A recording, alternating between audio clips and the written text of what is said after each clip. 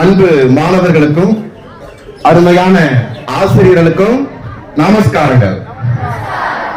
ரொம்ப மகிழ்ச்சி. பொங்கல் விழா ஒரு முழுமையான நாள் விழாவாக நம்ம பள்ளியில கொண்டாடிட்டு இருக்கிறது ரொம்ப மகிழ்ச்சியா இருக்கு. கோலங்கள்லாம் பார்க்கும்போது அந்த கலர்லாம் பக்காவா பொருந்துற மாதிரி ரொம்ப அழகழகான கோலங்கள்லாம் நம்ம பள்ளி அலங்கரிக்கிறத பார்க்கும்போது ரொம்ப மகிழ்ச்சியா இருக்குது.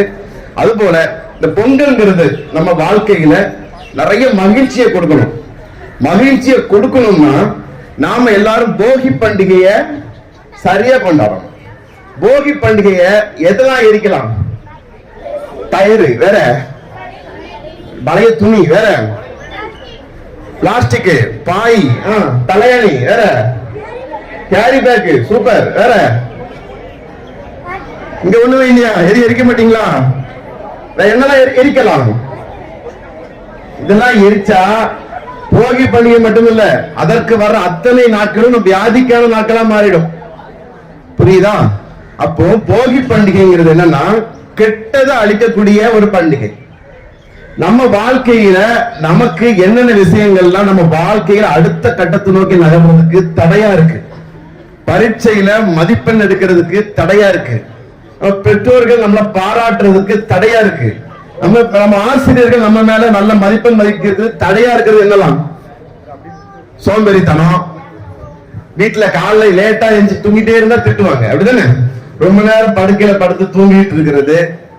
திடீர்னு வீட்டுல அம்மா நல்ல சமைச்சு வச்சிருப்பாங்க, நல்ல காய்கறி கீரை எல்லாம் வச்சிருப்பாங்க, சாப்பிடாம கடையில போய் பரோட்டா சாப்பிடனா வாங்கி சாப்பிட்டு வயிற்றுக்கு எடுத்துட்டு ஹாஸ்பிட்டலுக்கு நிறைய காசு செலவு. இது நமக்கு நம்ம மேல மதிப்பு கொடுக்குது, கெடுக்குது. பரீட்சை நடந்துட்டு இருக்கோம், டிவில கிரிக்கெட் ஓடிட்டு இருக்கோம், கிரிக்கெட் பார்த்துட்டு நம்ம படிக்க நினைச்சு அந்த டயர்ல படுத்து தூங்குறதுனால மார்க் குறைஞ்சி நம்முடைய மதிப்பு கெடுது, அப்படிதானே? நம்ம சக ஃப்ரெண்டும் கிண்டல் பண்ணிருப்பான், அது நம்ம ஃப்ரெண்டு தானே தெரியாம கோபத்தை அவன் அடிக்க அவன் நம்மள அடிக்க ஏதாவது பிரச்சனை ஏற்பட்டு உடல் ரீதியான பாதிப்பு ஏற்படுது. அப்போ நம்மளுடைய சோம்பேறித்தனம், தாமதம், ஆரோக்கியமான உணவினை உட்கொள்ளாத தன்மைகள், நம்மளுடைய குறிக்கோளை நகர்த்துகின்ற அதனை சபலப்படுத்துகின்ற செயல்களில் ஈடுபடுறது, இந்த தீமைகளை போகி பண்டிகையில அழிக்கிறது தான் அதனுடைய தாத்பரியம். சரியா? எடுத்தோடனே பிளாஸ்டிக் அடிச்சு புகையை வச்சு அந்த புகையினால சுவாசிக்க எத்தனையோ சாதாரணமா இருக்கிறவங்களுக்கு நிறைய சுவாச பிரச்சனைகள் வரும் பொழுது நம்ம இருக்கிற காத்துனால சுவாச பிரச்சனை இருக்கிறவங்களுக்கு என்ன ஆகும்? பிரச்சனை பெருசாயிடும். அப்போ நம்மளால முடிஞ்ச வரைக்கும் நல்ல விஷயங்கள் பண்ணணும். போகி பண்டிகையில இந்த விஷயங்கள்லாம் குறைச்சி பொங்கல் அன்னைக்கு இந்த பால் பொங்குற மாதிரி மனதுல உற்சாகமும் சுறுசுறுப்பும் ஆரோக்கியமும் பொங்கும் பொழுதுதான் அது ஒரு முழுமையான ஒரு ஆரோக்கியமான ஒரு பொங்கலா இருக்கும். இப்படி பசுமை பொங்கல் எவ்வளவு முக்கியமோ அந்த அளவிற்கு ஆரோக்கிய பொங்கல்ங்கிறது நம்ம எல்லாருக்குமே ரொம்ப ரொம்ப முக்கியமானது. அதே மாதிரி பொங்கலுக்கு அப்புறம் சில நிறைய குழந்தைகளை கூட்டு பேரண்ட்ஸ் வருவாங்க, ஹாஸ்பிட்டலுக்கு வருவாங்க. என்ன பிரச்சனைக்கு வருவாங்கன்னா வாய் பொத்துட்டு வாய் ரொம்ப கொப்பளம் கொப்பளமா இருக்குதுன்னு நிறைய பேஷண்ட் வராங்க. இதற்கான காரணம் என்ன? கரும்பு சாப்பிட்டதுனால வாய் கொப்பளம் வருமா, இல்ல கரும்பு சாப்பிட்டுட்டு தண்ணி குடிச்சா வருமா? கரும்பு சாப்பிட்ட உடனே கொஞ்சம் தாகம் எடுக்கிற மாதிரி இருக்கும், உடனே மடக்கு மடக்கு தண்ணிய குடிச்சா வாயில வாய்ப்புண் வந்துரும். என்ன வந்துரும்? நெஞ்செரிச்சல் வந்துரும், வயிற்றுல வலி வந்துரும். ஏன் வருது அது தெரிஞ்சுக்கணுமா வேண்டாமா? கரும்புல எண்ணற்ற சத்துக்கள் இருக்கு, மெக்னீசியம் இருக்கு, கால்சியம் இருக்கு, சுண்ணாம்புலாம் இருக்குது. இந்த சத்துக்கள் மூலமாக எலும்புகள் தசைகள் எல்லாம் பலம் பெறும். அந்த சத்துக்கள் நாக்குல வாயில இருக்கும் பொழுது நம்ம தண்ணீர் குடிக்கும் பொழுது தண்ணீரும் இந்த சத்துக்களும் சேர்ந்து ஏற்படுற வேதி வினையின் காரணத்தினால அதிகமான வெப்பம் உற்பத்தியாகி அதனால வாய் கொப்புளங்கள், வயிற்று நெஞ்செரிச்சல் எல்லாம் வருது. அந்த வேதி வினை என்ன வினை? அதை எங்க கெமிஸ்ட்ரி டீச்சர் இப்ப உள்ள தலைமை ஆசிரியர் அழகா நமக்கு சொல்லி தருவாங்க. சரிங்களா? அப்போ நமக்கு தெரிஞ்சுக்க வேண்டிய விஷயம் என்ன? கரும்பு சாப்பிட்டா தண்ணி குடிக்க கூடாது. கரும்பு சாப்பிட்டாச்சு, தண்ணியே குடிக்காம இருக்க முடியுமா? தண்ணி தாக இருக்கதானே செய்யும். அப்போ எவ்வளவு நேரம் கழிச்சு தண்ணி குடிக்கணும்? ஒரு 15 நிமிடம், குறைந்தபட்சம் 15 நிமிடம் கழிச்சு நம்ம தண்ணி குடிச்சா நமக்கு எந்த பிரச்சனையும் இல்லை. கரும்பு சாப்பிட்ட உடனே தண்ணி குடிக்கும் பொழுது அது நிறைய சூடு சம்பந்தமான பித்தம் சம்பந்தமான பிரச்சனைகளை ஏற்படுத்தும். புரிஞ்சுச்சா? அடுத்தது நாம் கவனிக்க வேண்டியது, பொங்கல் அன்னைக்கு உயர்வான எண்ணங்கள் நமக்கு தேவை. நாம் பார்த்தோம், அப்படிதானே? எண்ணங்கள் ஏன் தேவை நமக்கு? ஏன் தேவை? ஏன்னா ஒரு குட்டி கடை பேருமா வளர்க்க மாட்டேன். ராமு ஒரு கடினமான உழைப்பாளி, நல்ல வேலை பார்க்கிறவன். டெய்லி கோடாரி எடுத்துட்டு காட்டுக்கு போவான், மரத்தை வெட்டுவான், வெட்டின விறகுகளை கொண்டு சந்தையில விற்பான். வித்த காசை வச்சு குடும்பத்தை சந்தோஷமா ஆகாரம் சாப்பிட்டுட்டு சந்தோஷமா இருந்தான். டெய்லி கடினமா உழைச்சிட்டு இருந்த ஒருத்தன் ஒரு நாளைக்கு வரும்பொழுது அதிகமான வெயில் அடிச்சுது. அதிகமான வெயில் அடிச்சதுனால கொஞ்சம் களைப்பா இருக்குத, கொஞ்சம் மரத்துல படுத்து தூங்கலாமேன்னு மரத்தடியில படுத்து தூங்கிட்டு இருந்தானா. யாரு? ராமு. ஆமா, அது தூங்கிட்டு இருக்கும்போது நம்ம சிட்டிசன் ஒருத்தர் வந்தாரு. யாரு? குடிகாரம் ஒருத்தன் வந்தான். குடிகாரம் ஒருத்தன் அப்படியே அந்த வழியா நடந்து தள்ளாடி நடந்து வந்தான். அதான் ராமுவை பார்த்தோன்னு என்ன நினைப்பான்? என்னடா இவன் நம்மளை விட பெரிய ஆளாதான், நாமளே இப்பதான் குடிச்சிட்டு போதை ஏறி இருக்கவன் அதுக்கு முன்னாடியே குடிச்சிட்டு மொட்டை ஆயிட்டானே நினைச்சிட்டு அவன் அப்படியே நடந்து போனானா. அப்புறம் கொஞ்ச நேரம் கழிச்சு அந்த வழியா யார் வந்தாங்கன்னா ஒரு திருட வந்திருக்கான். திருட வந்த உடனே அவன் இவனை பார்த்தவன அவன் சொல்லி நினைச்சிருக்கான், இவன் நம்மள மாதிரி நைட்டு நல்ல வேட்டை போல நல்ல திருடி இருப்பான் போல, அதான் களைப்புல படுத்து தூங்கிட்டு இருக்கான் போல. அப்ப இவன் ஏதாவது திருடின கார் இது இருக்கான்னு பார்த்துட்டு அவன் பாட்டு போயிட்டான். மூன்றாவதாக ஒரு விவசாயி வந்தான் அந்த வழியாட்டு. விவசாயி நினைச்சிருப்பாரு, என்ன நினைச்சாரா, நம்ம கடினமா வெயில்ல இவ்வளவுத்துக்கு வேலை பார்த்துட்டு இருக்கிறோம், நமக்கே இவ்வளவு டயர்டா இருந்ததுக்கு வெயில தாங்க முடியல, பாவம் இவரு எவ்வளவு கடுமையான வேலை பார்த்தாரோ இவ்வளவு அசதியா படுத்து தூங்கிட்டு இருக்கிறாரு. அந்த விவசாயி அந்த பார்த்துட்டு அப்படி நடந்து கடந்து போனாராம். நாலாவதா ஒரு வயதான ஒரு பெரியவர் வந்தாரு.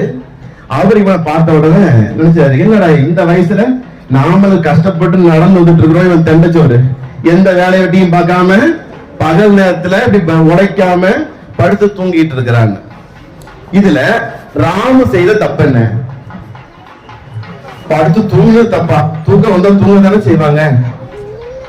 சூப்பர். ஒரு கேள்வி கேட்டவங்க பாப்பா கரெக்டா ஆன்சர் பண்றாங்க. என்றைக்குமே ஒரு கேள்வி நம்மகிட்ட கேட்கப்படும் பொழுது அந்த ஆன்சரை நமக்கு தோன்ற சரியோ தப்போ ஒரு எழுந்தனில் துணிந்து சொல்லுன்ற மாதிரி தெளிவாக சொல்றது மிகச்சிறந்த நற்பழக்கம். அதனால கேட்டவுடனே ஆன்சர் பண்ணாத குட்டி பாப்பா பேர் என்னமா?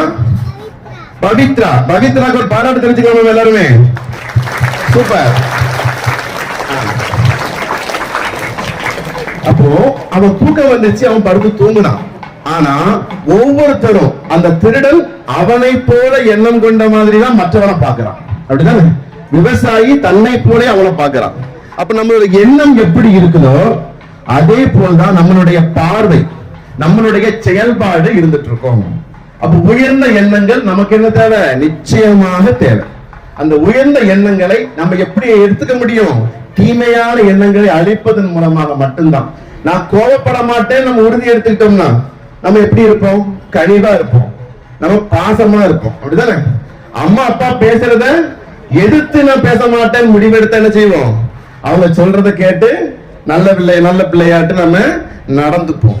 இப்ப நான் தேவையில்லாத உடலுக்கு உகந்து வராத பாக்கெட் உணவுகள் பிஸ்கட் எல்லாம் சாப்பிட மாட்டேன்னு முடிப்போம். என்ன செய்வோம்? வீட்டுல இருக்கக்கூடிய பழங்களை நம்ம சாப்பிட ஆரம்பிப்போம். அதே போல இந்த பொங்கல் திருநாள்ல நம்ம நிறைய நல்ல விஷயங்களை மனதில் இருந்து உடலில் இருந்த எண்ணங்களில் இருந்து பொங்குமாறு அமைய செய்யறது தான் அந்த பொங்கலை நாம் முழுமையாக கொண்டாடுவதற்கான அடிப்படையான விஷயமா இருக்கும். அதே மாதிரி தீபாவளிக்கு யாராவது வாழ்த்து சொல்றோமா? ஆனா பொங்கல் வாழ்த்து சொல்லுவோம். அப்படிதானே? அப்ப பொங்கல் வாழ்த்து ஏன் சொல்றோம்? பொங்கல்ங்கிறதே நமக்கு நன்றி உதவி செய்தவர்களுக்கு நன்றி செலுத்துகின்ற நன்றி பகிர்வு பெருவிழா தான் பொங்கல். அப்ப எந்தெந்த வகையில நமக்கு நன்மைகள் யார் யார் மூலமா கிடைச்சிருக்குதோ அத்தனை நபர்களுக்கும் ஒரு நன்றி உணர்வோடு, கிராட்டிடியூட் சொல்லுவாங்க. என்னது? நன்றி உணர்வு. நன்றி உணர்வுனா என்ன? நன்றி உணர்வுனா என்ன? அவன் அடிச்சுட்டான், அதை மறக்காம மனசுக்குள்ளே வச்சுட்டு நான் என்னைக்காவது எனக்கு வாய்ப்பு கிடைக்கும் அன்னைக்கு எனக்கு முன்னாடி அவன் உட்காருவான், அவன் தலையில நான் கூட்ட போறேன்னு நினைக்கிறது நன்றி உணர்வா? அதான் எனக்கு ஒரு ஹெல்ப் பண்ணிருக்கிறான், கண்டிப்பா அதை விட பல மடங்கு நன்மைகள் கண்டிப்பா நான் அவனுக்கு பண்ணுவேன்னு நினைக்கிறது நன்றி உணர்வா? நன்றி உணர்வு, யாருக்கு நாம பண்ற நல்ல விஷயங்களை, மனசுக்கு ஒருத்தர் நமக்கு பண்ண உதவிகளை யார் நல்ல நீண்ட காலத்திற்கு மனசுல நன்றி உணர்வோடு நினைக்கிறாங்களோ அவர்களுக்கு இதயம் சம்பந்தமான பிரச்சனைகள் வர்றதில்லை. அவர்களுடைய மூளை சுறுசுறுப்பா இருக்கு, மறதி பிரச்சனை வர்றதில்லை. வயதான காலத்துல கை காசுல வயசானவர்கள் நடுங்கிக்கிட்டே இருக்கும், கவனிச்சிருக்கீங்களா? அது மாதிரி நடுங்கிட்டே இருக்கும், பார்க்கின்சன் டிசீஸ் சொல்லுவாங்க. அந்த மாதிரியான நரம்பு செயல்பாடு குறைவுகள் அதிகமா வர்றதில்லை. அப்ப நன்றியுணர்வோடு இருக்கும் பொழுது இதயம் எப்படி இருக்கும்? நல்ல பலமாக இருக்கும், இதயத்தின் செயல்பாடு சீரா இருக்கும், இரத்த ஓட்டம் உடம்பு எல்லா இடத்துக்கும் வேகமா நல்லபடியா சுழற்சியாகும். சுழற்சியாகும் போது ஒவ்வொரு செல்களுக்கும் தேவையான அந்த சத்துக்கள் ரத்தத்தின் மூலமாக கிடைக்கும். உடலின் எதிர்பார்த்தல் சிறப்பா இருக்கும் போது நாம எப்படி இருப்போம்? மகிழ்ச்சியாக இருப்போம். அப்போ நம்ம படுற மகிழ்ச்சியும் நமக்கு நன்மையை தரும். நாம படுற கோபம் நமக்கு பிரச்சனையை உண்டு பண்ணும். முக்கியமா பெண் பிள்ளைகள் நிறைய என்ன எதுக்கு வராங்க ஹாஸ்பிட்டலுக்கு? சார் முடி உதிருது, முகப்பெருவா இருந்துட்டு இருக்கு, தலையில பொடுகு வருது, இந்த பிரச்சனைக்கு நிறைய பேர் வராங்க. அதுதான் வயது வந்த பிள்ளைகளுக்கு அதிகமான மாதவிடாய் பிரச்சனைகள். இதெல்லாம் பாத்தீங்கன்னா எந்த பிள்ளைலாம் ரொம்ப டென்ஷன் ஆகுதோ, யாரு நைட் ரொம்ப நேரம் லேட்டா தூங்குறாங்களோ, யார் 5 நிமிஷம் ஷார்ட்ஸ் பார்த்துட்டு வைப்பன் இப்படி செல்ல கையில எடுத்துட்டு 1.5 மணி நேரம் அப்படியே சுத்திக்கிட்டே இருக்கிறாங்களோ அவர்களுக்கு எல்லாம் தலை சூடாகி என்ன ஆயிருது? முடி அதிகமா உதிர ஆரம்பிச்சிருது. எப்ப பசங்க எல்லாம் நாங்க தப்பிச்சோம்னு நினைக்கிறோம், நாம அதே காரியத்தை பண்ணும்போது தலை அதிகமா சூடாகும் பொழுது என்ன ஆகுது? அதே மாதிரி நமக்கு தலை பரண்டையா போயிருது, யோசனை பண்ண முடியல, படுத்தா தூக்கம் வர மாட்டேங்குது, காலைல தூக்கத்தோட கிளினிக் தான் வருது, ஸ்கூலுக்கு வரோம், ஸ்கூல்லயும் நம்ம தூங்கிட்டு இருக்கிறோம். நல்ல பொழுதையெல்லாம் தூங்கி கழித்தவர்கள் தானும் அழிந்ததுடன் நாட்டை கெடுத்தான்ற மாதிரி நமக்கும் நன்மை இல்லை, நமது சமூகத்திற்கும் நன்மை இல்லை. அதனால இந்த பொங்கல்ல நம்ம மகிழ்ச்சியாக இருப்போம், ஆரோக்கியமான உணவுகளை உண்டாடுவோம். இந்த பொங்கல் அன்னைக்கு வாசல்ல ஒண்ணு கட்டுவாங்க, பாத்திருக்கீங்களா? அந்த செடிக்கு பேர் என்ன? பொங்கப்பூ, அப்படிதானே? பொங்கப்பூக்கு இன்னொரு பேர் என்ன? சிறு பீலை. என்னது? சிறு பீலைன்னு சொல்லுவாங்க. பொங்கப்பூ.